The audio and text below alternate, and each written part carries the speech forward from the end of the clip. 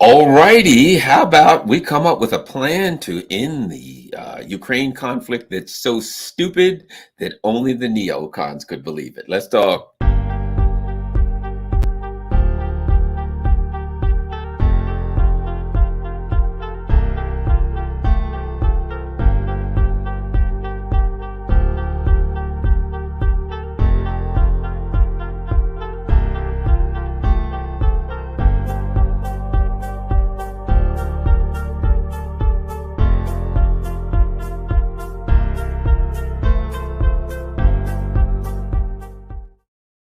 Hello, Garland here. Just playing with my sound a little bit. Got to make sure that's straight. And let's talk about this. Let's see. The neocons apparently they're coming up with another brilliant plan, and let's look into this brilliant plan and see what we can make of it. Man, those people are really smart, huh? I'm guessing that Tony Blinken and Jake Sullivan and Victoria Nuland came up with this plan right after they finished with their plan to bomb Nord Stream. Yes, that was a doozy. They're like, well, we thought we'd come up with the stupidest plan in history, but I think we can do better. So let's take a look and see what we think of this devious plot. All right. Malaysia's son. The administration of U.S. President Joe Biden is reportedly considering freezing the conflict in Ukraine for the foreseeable future instead of pushing for the country's victory. Sources cited by Politico on Thursday, according to them. 3 serving and 1 former U.S. official told that a long-term, low-intensity standoff was currently being discussed in the White House. So, like I said, morons. Blinken, Biden, you don't know that his, elbows from a hole in the ground, but Jake Sullivan, these morons. Hey, Joe, what? We got an idea. Let's freeze the conflict. Yeah, that's brilliant. Man, you guys are so smart. The former official compared the possible scenario to how the Korean War of the early 1950s ended in an armistice. There was no formal peace agreement, but both Pyongyang and Seoul claimed sovereignty over the entire blah, blah, blah, right? It's something that's been discussed by experts and analysts in and out of government. Listen to this.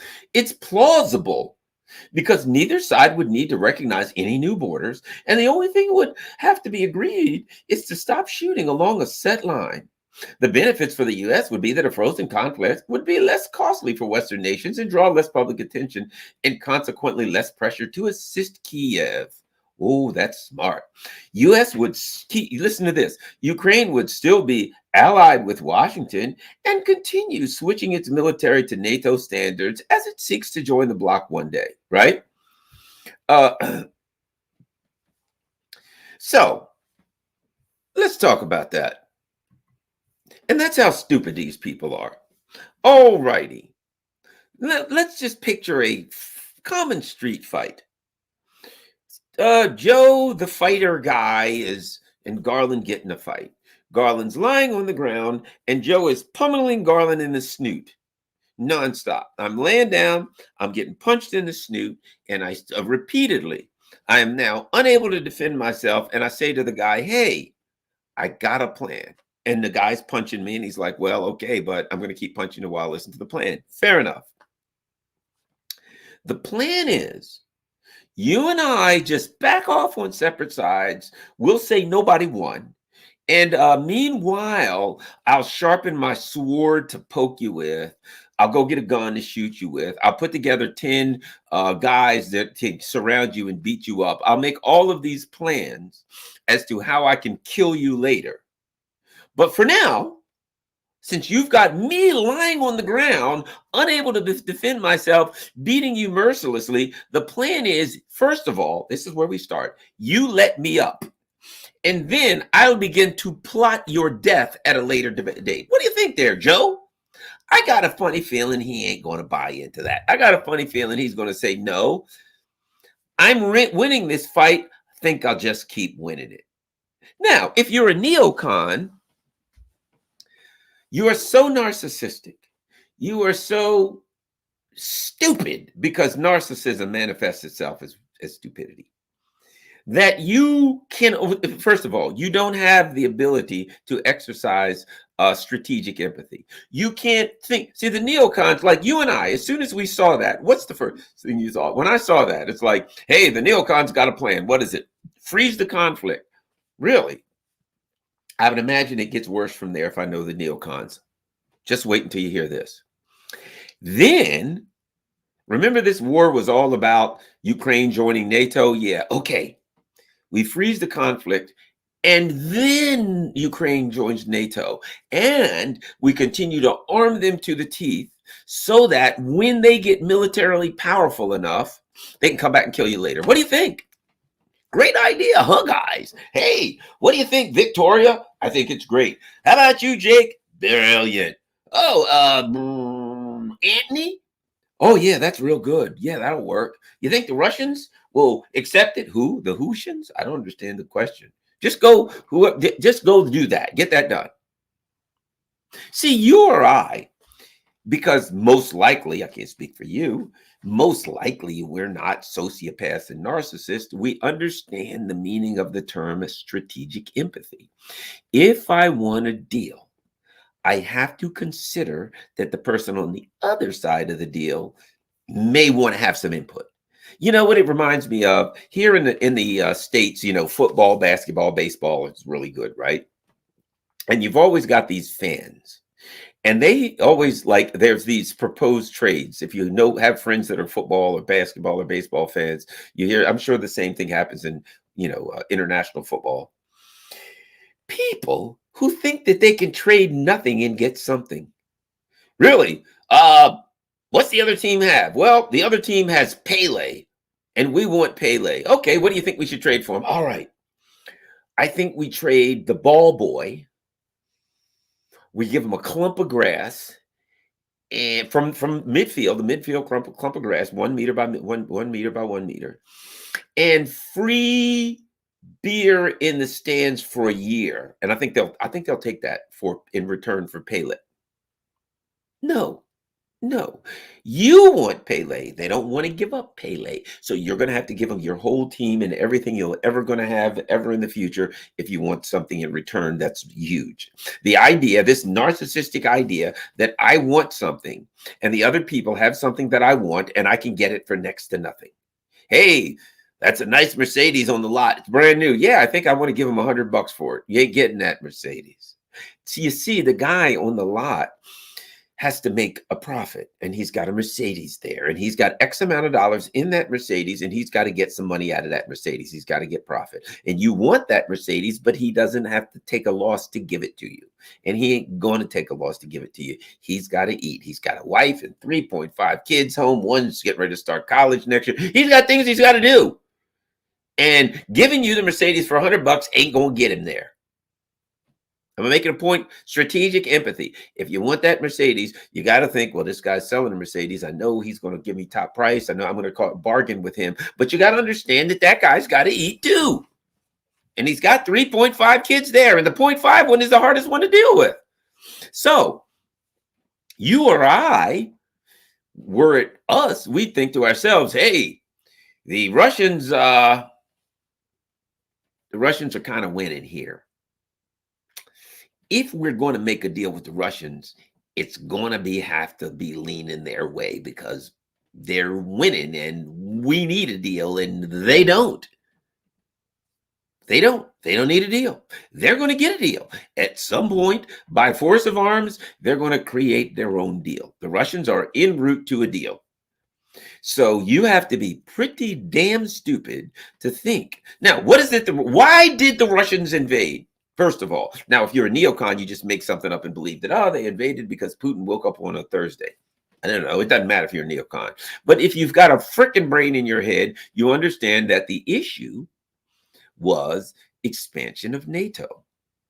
It was NATO expansion. It was NATO was threatening them. It was the U.S. was building bases all the way up to their border. Oh, by the way, if I recall, they said, if you try to take Ukraine, we're going to war. That's a red line. So they told you why. They told you they were going to do it. They said, this is a red line. Well, let's go one further. The neocons knew they would go to war. They specifically did this to get the war. Now they have the war they wanted. So let's not pretend that the neocons do not understand the dynamics here. They may be sociopaths and they can't get a deal even if they want to, because sociopaths do not have the emotional tools necessary to bargain. They can't do it. They don't know how. Hey, give me everything that I want. Okay, what are you going to give me? Huh?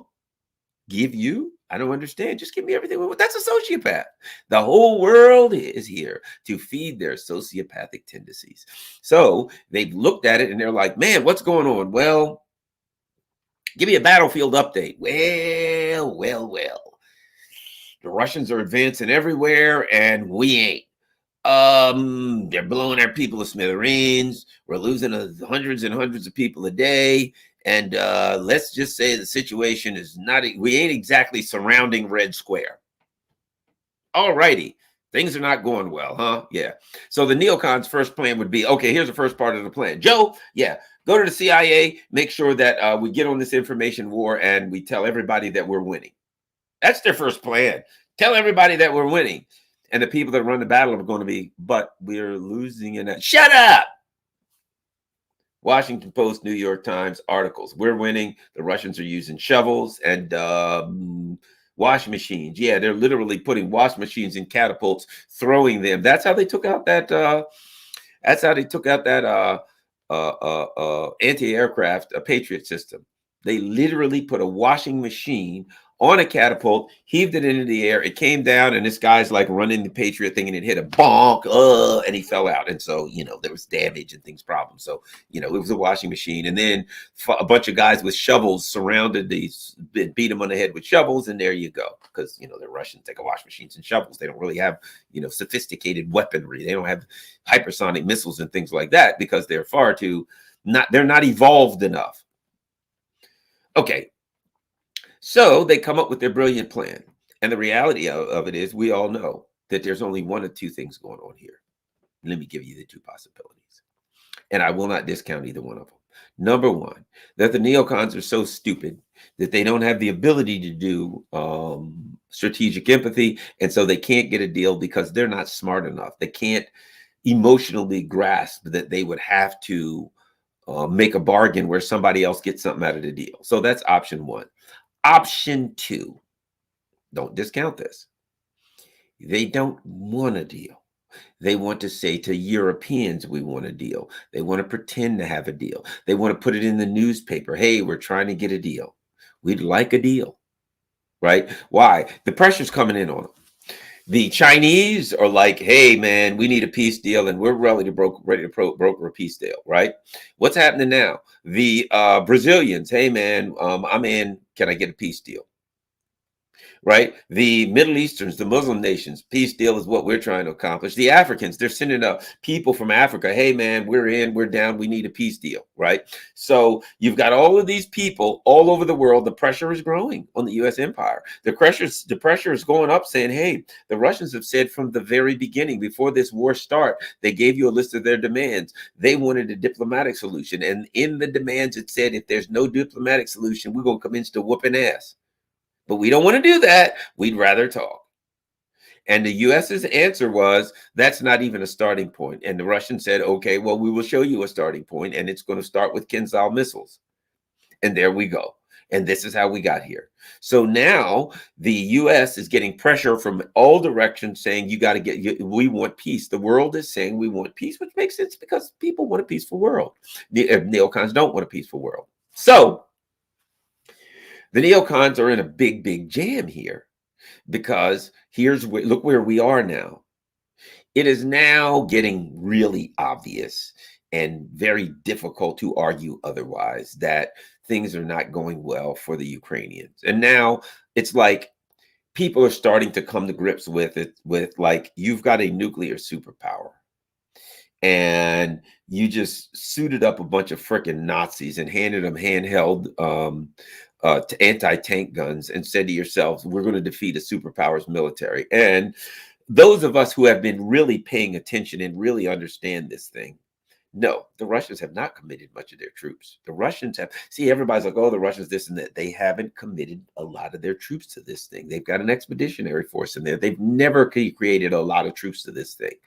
I believe, and I believed all along, that the Russians do believe that it's possible they could end up entangled in a military conflict with NATO, and they're going to save 90% of their troops. That they're going to continue with this. They got time. They got time to fight this fight, and that this is going to be the Russian army light. Like Bud Light, this is going to be Russian army light. And the Russian army light is going to go in. Let's face it, they put Wagner in Bakhmut, and Wagner pretty much fought there for months and months and months. They are saving their troops in case they need them to protect themselves from NATO. They don't know how crazy NATO is, and they're saving everything they got to protect themselves from NATO, which is wise. So they're in there fighting this with an expeditionary force, and it has been wise because the length of this particular conflict has been quite beneficial to Russia. So now, in saying, how about, let's start here.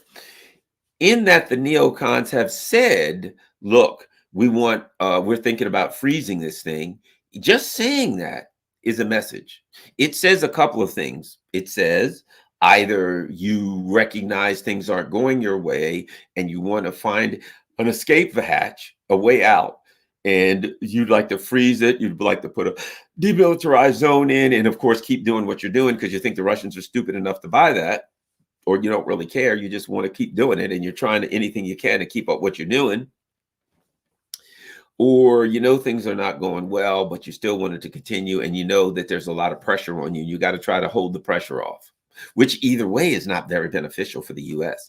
If in fact it's the latter, and they're like, look, we're getting pressure from Africa, pressure from Asia, pressure from internal pressure that we can't even talk about, that we're getting from some of our allies in Europe. We're getting all of these people saying we need a deal and we need peace. And we're the U.S. We don't like peace and we don't like deals. And we can't get a deal because we're too damn narcissistic.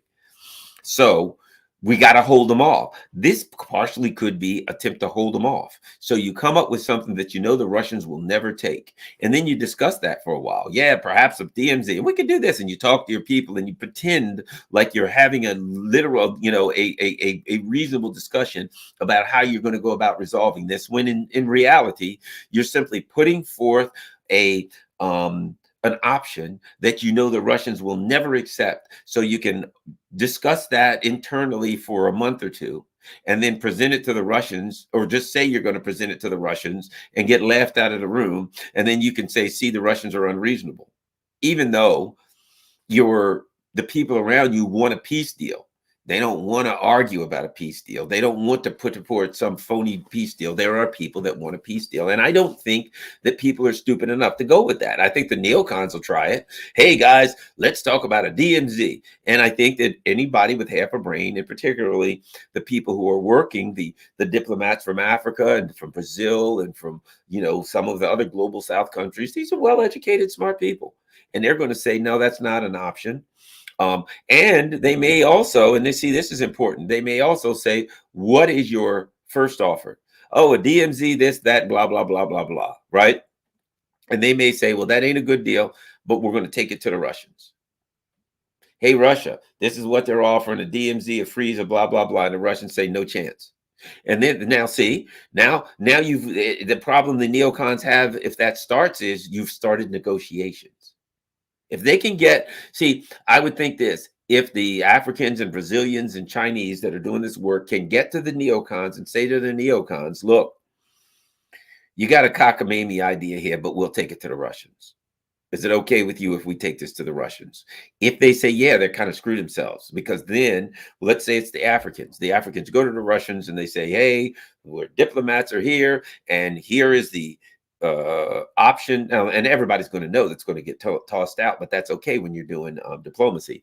Russians, here's what the neocons said, and the Russians are going to say, nah, we can't take it for this reason, this reason, this reason. We'd be happy to give you something in writing. Understanding the Russians, they are happy to give things in writing. They want something in writing. They want to give it in writing. They're going to put it in writing back. We can't, and this is why. And the Russians might make a counter offer. They might not make any offer. They might just simply say, nah, we can't accept this for this reason. They may say, look, here's what we're going to do. We're going to re-give you a copy of our original demands. And you're talking about frozen conflicts and things of that nature. We ain't talking about that. We gave you an original set of demands. And we said, if you don't meet those demands, somebody's going to get hurt. You didn't meet the demands, people are getting hurt. You want people not to get hurt anymore, you're going to have to talk about those demands. I suspect, I really believe, go back and find them. If you can look, you can search around, you can find them. They may have them on like Sputnik and RT if you can get Sputnik and RT. If not, look around. You can probably find it. And the Russians in December of 2021 had a list of demands that they wanted to talk to the U.S. about, and and the demands were about NATO coming to their border.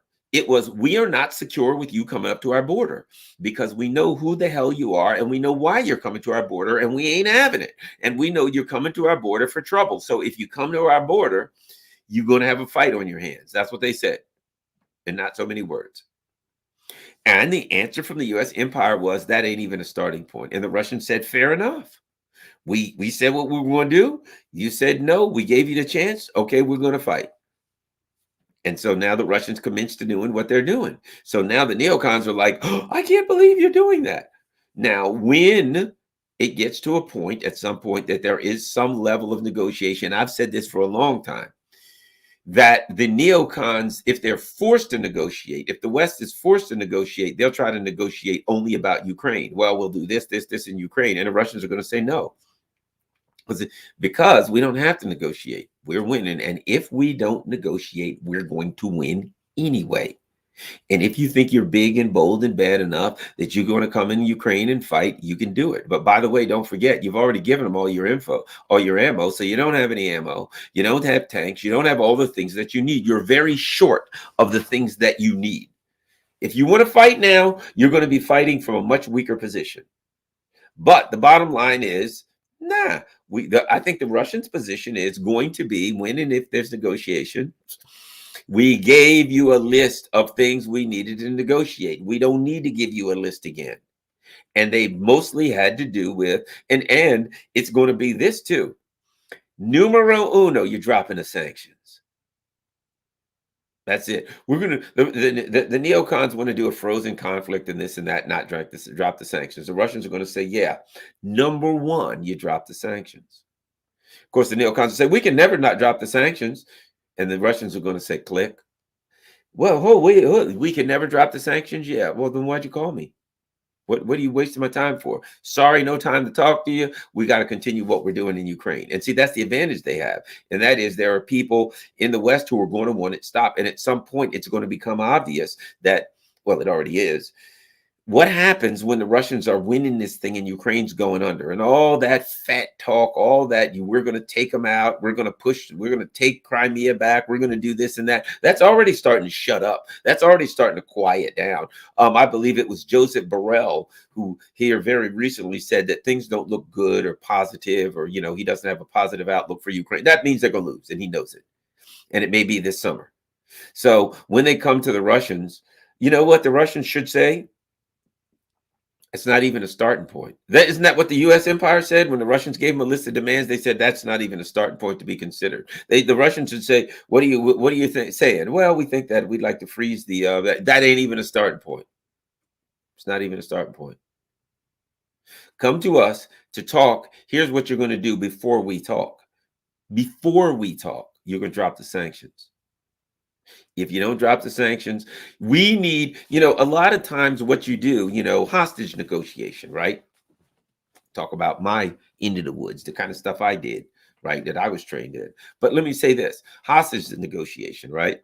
So I'm sitting here and this guy's got some hostages and they're in there and he's got 25 hostages. And he says, oh, I need this and this and this. Hey, man, look, everything's cool. Glad to talk to you. We can work things out. Everything's going to be good, man. Well, yeah, I need this, this, and this. Tell you what I do. You need food. You need water. You need things like, what do you want? Oh, I want salmon and hamburgers and fries and Cokes. We'll get you salmon and hamburgers and fries and Cokes. Here's what we need you to do. Give us 3 hostages. Give us 5. What do you have? Well, there's 8 women and children. Here's what we do, dude. We'll give you the food, but first you give us the women and children. As a show of good faith, We're giving you something, you give us something. You got 20 people, you got 8 women and children, right? You still got 12 hostages. You still got us over a barrel, right? You give us the women and children, food, what have you, No, that's 8 people. All right. Okay. Here's what we'll do. We will give you the food and you give us 5. Give us 5. That ain't too much. You say 8's too much. 5. Give us 5. You pick the 5 women and make sure the children are in there and a couple women and just send it. You see what I mean? So when you're negotiating, right? I'm negotiating and this guy's got hostages. I'm trying to get some bodies out of there. I'm trying to get something done, right? Because eventually we may have to move on it. Things could be dangerous, right? But I'm going to start off, hey, give me a show of good faith. I'm going to do something for you. You're going to do something for me. Now, the hostage guy doesn't know he doesn't have to do that. But that's the game I'm playing. That's the deal I'm playing. Come on, man. We're working together here, bruh. You need food, right? I'm gonna take care of you. We got you. No problems at all. We don't want this thing to get dangerous. We don't want any shooting here. We just want everybody to go home safe, including you. And you want fries, you want burgers. We got Joe, get this man some fries and burgers. But I need you to do something for me. I'm doing something for you. Can I get 5 hostages? The guy says, all right, I'll give you 4. Okay. All right. Let me see the 4 hostages. All right, there they are. Okay, they come out front. I haven't seen the food. Tell you what, we'll give you 2 orders. We'll give you your French fries. You give us some hostages, then we'll come with the burgers. You give us the rest of the hostages. Why don't we do this? 3 and 3. We'll give you the French fries and sodas. You give us 3 hostages. We'll give you the burgers. We get 3 more. You give us 3 more hostages. We give you the burgers. That's 6 hostages. We get 1 extra hostage. You get everything you want. What do you think? So that's the way you deal with it, right? Tangible things when you're negotiating for hostages. Give me something. Give me some bodies. I'm trying to get everybody out of there alive, 1 by 1, 5 by 5, however I can do it. When I get finished, I want them to have like 1 hostage, and that's like an informant of ours anyway, who's probably armed. Okay, so see what I'm saying? So I will tell you right now, if I'm negotiating for the Russians, okay, Garland, Alexei Nixonov, off you go to talk to the neocons. Say, how you doing, neocons? Hey, Garland, we're the neocons. I'm gonna say, great. So you want to talk to me, huh? Yes. Freeze the conflict. Hey, certainly. Here's what we need to do. Before, you guys, there's not a lot of trust here. Not a lot of trust here. We don't even have a ceasefire. We're concerned you're going to do. Here's where we're going to start. In a show of good faith, you want us to stop. We're going to stop. You're going to drop some of these sanctions. Here's the following ones. Show of good faith. You're going to open your airspace back up to us. You're going to do this, this, and this. Here's a list of things that I want. I'm going to make it a big list. You do these, you're ready. And that tells us there's some level of trust and we can talk. I'm not doing all of those. You got 6 things. Okay, tell you what, we'll take 5. But one of them's got to be sanctions. You got to back off the sanctions here and here. If you want to talk with us, we're willing to talk. See what I'm saying? So when you're negotiating like that, I will guarantee the Russians are going to come in. They're going to listen. But if they want to negotiate, they're going to start by saying, you got to give me something. Number one, I'm in a driver's seat. If I'm in a driver's seat, I've got to establish that I'm in a driver's seat by taking something from you, by getting something from you. I'm establishing who's in charge. I'm the Russians. I'm coming in and I'm establishing. You got to give me something. And here's where we're going to start. For me to believe that you're genuine, you have to drop some sanctions. We're not dropping any sanctions. Then have a nice day. Call me when you're ready to start by dropping some sanctions. That's going to show me good faith. You got to make a good faith move. You got to offer me a good faith move. I got a couple of good faith moves I'm ready to offer you, something that I'm going to do. And I'm going to walk in there with a couple of weapons now. I got a couple of things that I'm ready to give them. We won't do this and we'll stop this and we'll give back X amount of soldiers, something like that. Something we're going to do, right? The grain deal, maybe whatever. But I'm going to say, I got a couple of things I'm really willing to part with. But first things first, you have to drop these sanctions. And if you're not willing to drop any of the sanctions, then I know you're not a good faith actor. That's up to you. And then I say, here's my card. I'm leaving. Call me. So the bottom line is, I will bet you this. I will bet you this. To get the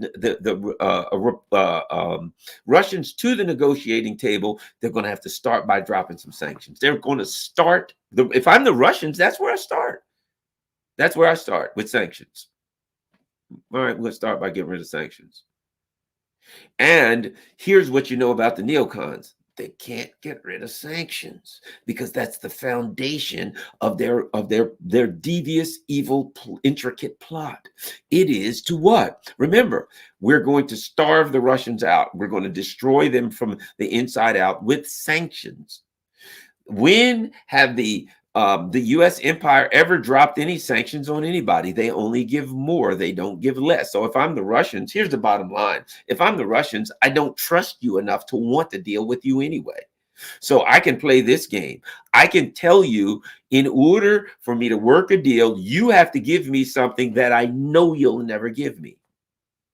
And I can say, I was ready to talk to the Americans, but I just said they got to drop some sanctions. Now, Europe is screaming at you, yeah, maybe we should drop some of those sanctions. Winter's coming up. And we need fuel. Can you drop a little bit of sanctions to talk to the Russians, like the ones that have to do with heating fuel, energy? How about that? So you're going to, if there's going to be any talking here, I guarantee you this, the Russians are going to say it's got to start with sanctions. Oh, and number two, we'll talk about all these damn bases on our border.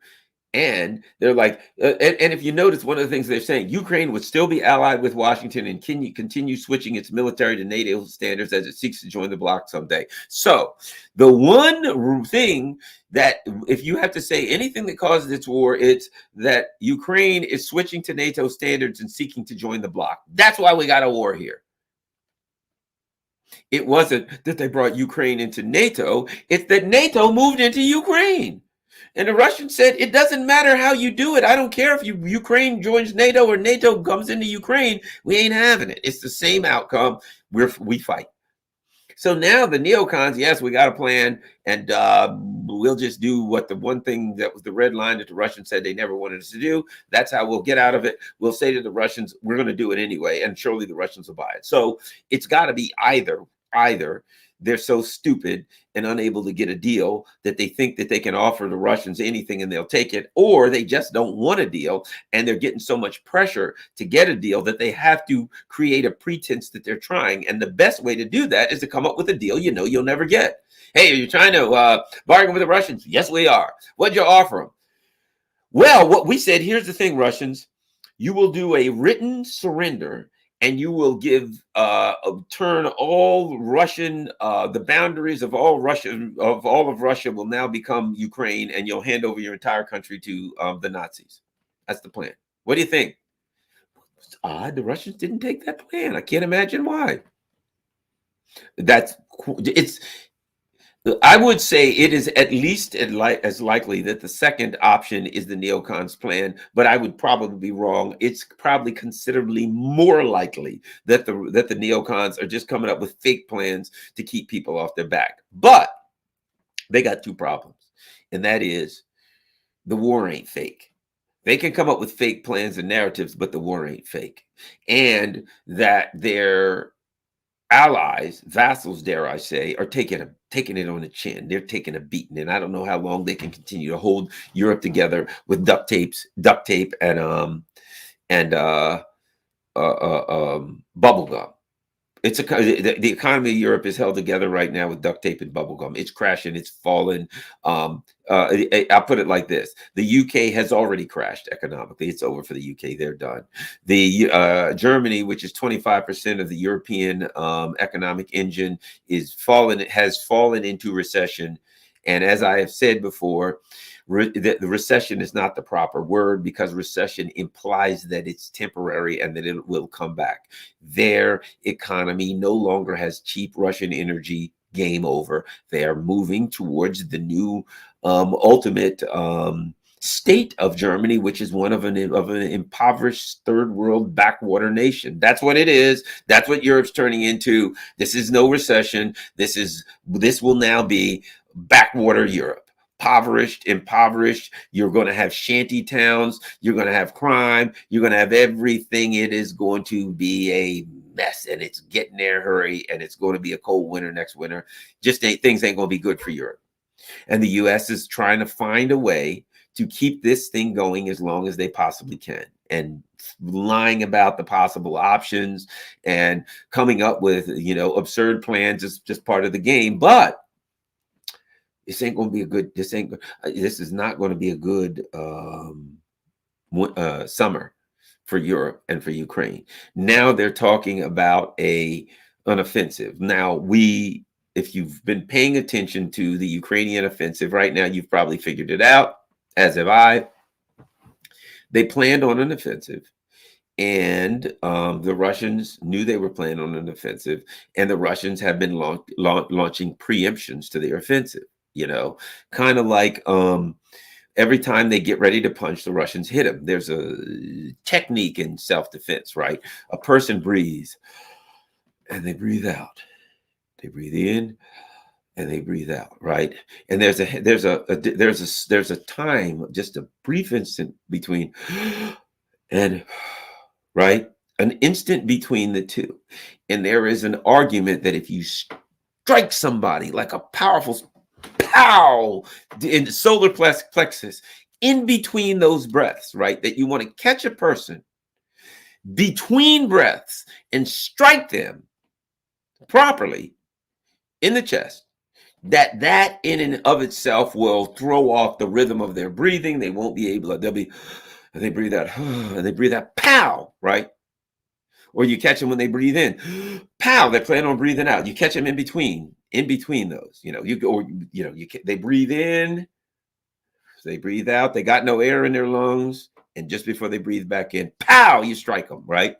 And that it has a multiplier effect on it because the rhythm of breathing is off and you catch them in a bad rhythm, right? So why do I say all that? I don't really know, but I think it matters here. I think one of the things that the Russians are looking at doing or have looked at doing here was basically this. Somebody balls back their fist way back here to hit you, right? Oh, I'm going to get you. And, a person who doesn't know how to fight is never just going to reach out with a punch. They're going to wind up and they're going to let you have it from a haymaker from way back here, right? And if you see that punch coming, you see them wind up, pop, you strike them before they can get it wound up and come out. And then you just strike them, pop. You know what I mean? You hit them before they can discombobulate them, before they can strike. I think that's what the Russians are doing. I think one of the things the Russians are doing is this. All right.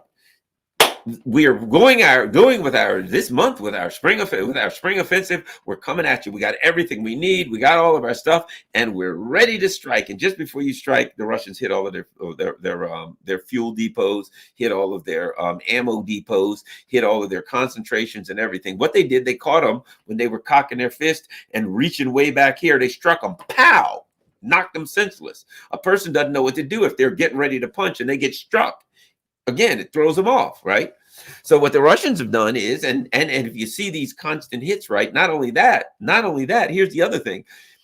If you're going to strike a person, you never throw one punch. It's combinations, right? Bop, bop, bit, bop, bop. Somebody, a flurry of blows, because you catch a person off and then you keep hitting them until they either go down or they're running like, stop, no, please, wait, hold, wow. They're trying to get away because you're not going to hit them and wait and see what's going to happen. You're going to keep throwing blows, hits, elbows, punches, kicks. You get on the offensive and you're going to keep hit, right? What we've seen, I think, from the Russians is, in May, the plan was to, we're going to build up this stuff and then we're going to have it build and then we're going to hit them with a big offensive. So they planned up and now you're going to get it. And just before they got that punch off, boom, their biggest fuel depots and ammo depots all blew up.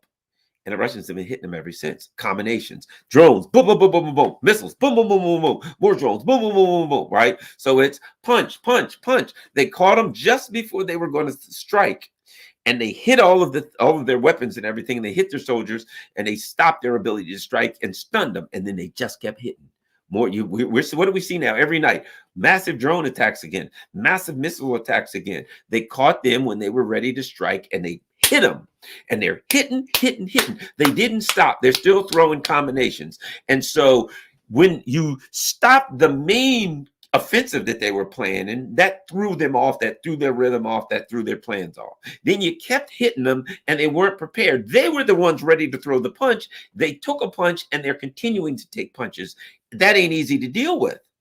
They're catching a flurry of drones and missiles and all kinds of stuff now. What happens at some point, right?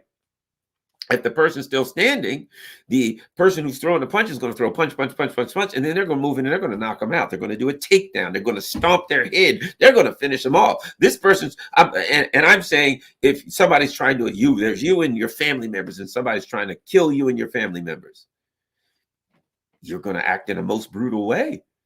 In a very brutal way. The person falls down, you strike, boom, boom, boom, boom, boom, boom. You take them down, you stomp their head into the ground. They're trying to kill you and your family. It's life and death now, right? So what do the Russians do?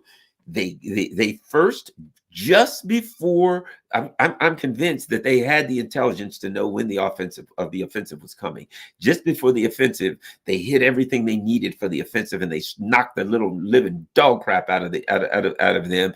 And then they kept hitting them. Boom, they're hitting every day. They're hitting them, and at some point now, they're going to do a takedown and they're going to stomp them out now. At some point now, the Russians have two options, I think. Option one is, you got them weak, just keep fighting them. Just keep punishing them, just bit by bit by bit. If you want to drag this thing out, just keep dragging it out. Because to some extent, that wouldn't be a bad strategy from the perspective of the Russians. Why? Because these idiots are still throwing all of their money and all of their weaponry in there for you to blow up. Why not denazify? Why not demilitarize NATO? Could keep demilitarizing NATO. Hey man, you got a couple more Patriot systems? We're all out. You only sent 3 and we blew them up. You got 3 more? Send them on. We got some Kinzhal hypersonic missiles just sitting around doing nothing. We'd love to introduce them to those Patriot missiles. So from one perspective, you keep calling them saying, those Patriots didn't work, but they're real dangerous. We think the next ones will. Send some more. So from one perspective, if you're the Russians, you simply say, look, as long as these idiots are going to keep sending their stuff, let's let them. So you don't really go too far over the contact line. You just keep throwing, fire on the poor, unfortunate Ukrainians that are laying there on the contact line, and you plaster them, and you just keep waiting for these idiots to send you more military hardware so you can blow the hell out of it. It ain't a bad option if you're the Russians. You got time. The other option certainly is take down and stomp them out. You're hitting them. You've got them upset, you've got them afraid, you've got them on their back foot. Step in, take them down, stomp them out, finish this thing. But you don't have to. The other part of it is this: it is obvious that there is a problem, that there are problems in Kiev. Zelensky seems to me like he wouldn't go to Kiev if his life depended on it, because it just might. And I don't think he's scared of the Russians. I believe at this point, it appears that something's not right there. This guy's been traveling for a month, not saying he may be back there right now. He may be back tomorrow, but he don't seem to be sticking around for long. It certainly appears that maybe there's a danger for him, that maybe some of the extremists want to kill him. Wouldn't surprise me. Maybe the CIA wants to kill him. MI6. There's maybe a whole lot of people that want. He may get out of this thing alive, but he knows too much. So I don't see how this guy gets out of this thing alive. He knows too much. I mean, think about it. If they ended this war tomorrow, right? Zelensky knows so much dirt on the Biden administration, he could ruin them all. They can't afford that man to be alive to talk. They can't afford him to be around, that he may decide to write a book or spill the beans. I don't see how Zelensky, maybe he will. I don't wish death on anybody, but he's playing. When you play in the sandbox with these ghouls, you're taking your life into your hands, because they'll kill you. And if that ain't bad, you're in Kiev and the Nazis will kill you. So right now they're in a big jam. They're trying to pretend like all is well in Kiev, but it ain't well. And this guy's scared to death, I believe. And might I add, it appears that there are some forces aligned with Kiev that are not all that thrilled with the idea of a so-called counteroffensive and offensive. If, as I suspect, the Ukrainians finally decide to start their offensive, which will surprise me, and it is a massacre. They do an offensive, and it is an unthinkable massacre. Things kind of fall apart and start to dissolve in Kiev at that point, because there's a bunch of people that said, we told you not to do this. And now you're going to have problems there. So this person says, My great, I guess is Alinsky gets offered off by the Nazis, but we get housed that the Russians did it and everything really goes down. Well, that's a possibility. That's a possibility. But let's see if we got any super chats, because if we do, I do like to answer Vice questions. Ian Moon, thank you. Thank you, Ian Moon. How about we look at Joan Hostetler? Wow, hey, there was a quarterback named Jeff Hostetler. So I wonder if she's any related. What a cool name, Hostetler. It sure sounds like a cowboy kind of name. Garland, do you think Poland will officially enter the conflict? No, I don't. Here's the thing: all this talk of Poland enter the conflict. What do they got? A day's ammunition left. They've given away everything they got to Ukraine. If they go in there, who are they going to fight with? What? They're going to be out of ammunition. What are they going to send up against the Russian army? I have heard arguments that I have heard it claimed that the Poles really, really want this thing to be over, that the Polish leadership really wants it over. Keep in mind, I have a friend who spent a bunch of time in Poland recently, and the one thing they told me was, you would be surprised, the people in Poland are not on board with this thing in the way that the people in the Polish government are. So that's something to keep in mind. Yeah, I don't see Poland getting themselves stomped out really quick, because the Russians would not be really kind to them. Only way maybe Russia will trust a deal with the West is China and India guarantee it. France and Germany was supposed to guarantee Minsk too, but didn't. Exactly. I would say China and India, and even they would like to probably add Africa in it, and maybe some Latin America. They want to put some, the Russians and the Chinese, I believe, want to bring the global South into this mix. I think the Russians and the Chinese understand that it's in their best interest to strengthen the global South countries. And I believe that the Russians and the Chinese are going to say, we've got to have the Africans involved. We've got to have the Brazilians involved. They're going to say, we got to have these global South countries involved. We got to, they have to be part of the UN, and we've got to have a vote from here's the other thing. There's going to be a UN vote and all that. The Russians ain't going to, first of all, Russia's never going to trust a deal with the West. The West is going to have to, as I said, give up all those sanctions to start, and then go from there. They're going to have to give up a bunch of things, and it's going to have to be US, UN, and China, and India, and everybody else is going to have to guarantee it. But the neocons can't make that kind of deal anyway. What are we talking about? The neocons can't make that kind of deal. Ultimately, the Russians finish this thing. That would be my guess. So far, sanctions have worked out for Russia. Maybe Russia should ask the West to continue the sanctions before any deal. There's an argument to be made there. How about this? Tish M. Garland, what would you say the neocons have to do to prove that the hit on Mr. Putin is off? I've never heard this as an issue for negotiations. Well, I don't think, I think the Russians understand that the neocons, when they tell you they want to tear your country apart and divvy it up and do regime change, that's all you need to know. So there's no trust or none of that kind of crap ever going to happen again. And ultimately, if I'm the Russians, I just think the Russians continue to Ukraine and take what they're going to take, and that if the West wants a deal, it's going to have to acquiesce to everything that the Russians want, or no deal. That's what I think. And if they want to fight, they're going to have to fight. But the Russians ain't taking a deal on them, because the Russians are not going to take a deal where they got to come back and fight this same war again in 5 years or 10 years. Not going to do it. Sparky, I think the Ukrainian SBU was abiding by whatever deal they originally made with Gonzalo Lira, but the U.S. pushed them to arrest him the second time. Well, yeah, the SBU, I mean, these Nazis ain't to be trusted. So you may be right, but I don't trust Nazis, so who knows?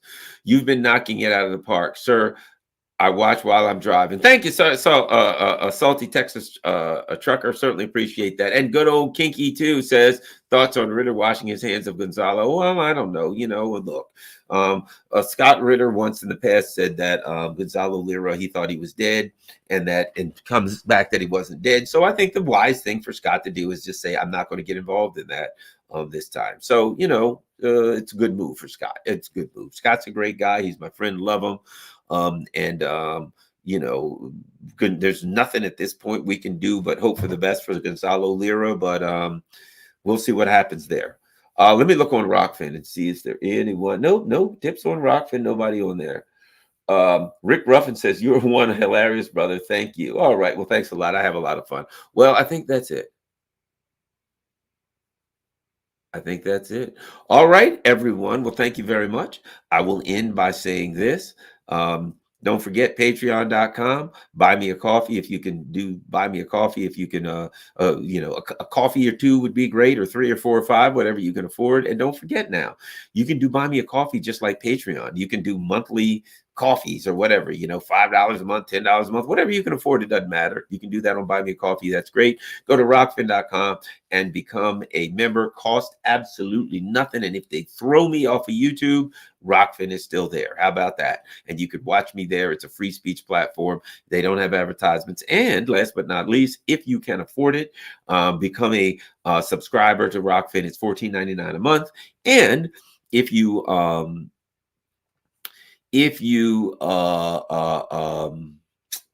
sign up for a year, they give you a couple of months, so it's like $12.40 a month. So if you can afford that, great. Thanks a lot. I certainly appreciate it. If not, just don't forget, everybody, don't forget. Thanks a lot, Chicken Patty. We love you, Chicken Patty. Don't forget, everyone, make sure that you hit the like button and share this on all of your social media platforms. Well, it's kind of late, so I better get ready to hit the sack. I got a show to do tomorrow. I got things I've heard from some Chinese media in Beijing that I got to get interviewed with sometime, and I guess I'm going to hear from them. So that ought to be fun. At any rate, thanks a lot. Everybody have a great day. Don't forget, hit the like button. Follow me on Rockfin, YouTube, and YouTube, Rockfin, Twitter, you name it. Peace. I'm out.